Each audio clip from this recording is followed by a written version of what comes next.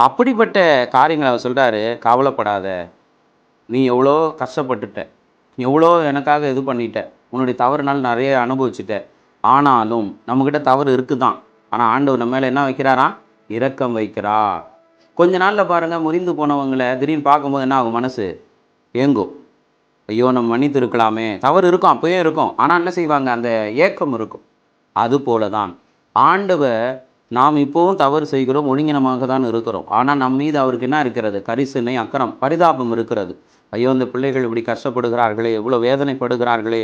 என்கிற எண்ணம் அவர்களுக்கு இருக்கிறது. இருக்கிறதுனால தான் ஆண்டவர் என்ன செய்றாரு? நம்ம மேல என்ன செய்றாராம்? உருக்கமான இரக்கங்களால் உன்னை சேர்த்துக் கொள்வேன். என்ன சொல்றாரு?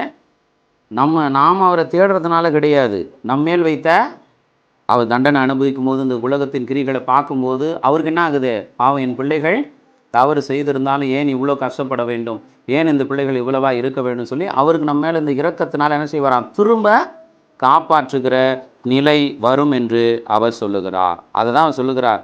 கைவிடப்படுகிற, நொந்து போகிற கிரியைகள் நம் மீது அவர் கோபப்பட்டாலும், நம்முடைய கிரியைகளை பார்த்து என்ன செய்வார்? நம்மளை ரட்சிக்க அவர் வல்லமையுள்ள தெய்வமாக இருக்கிறார்.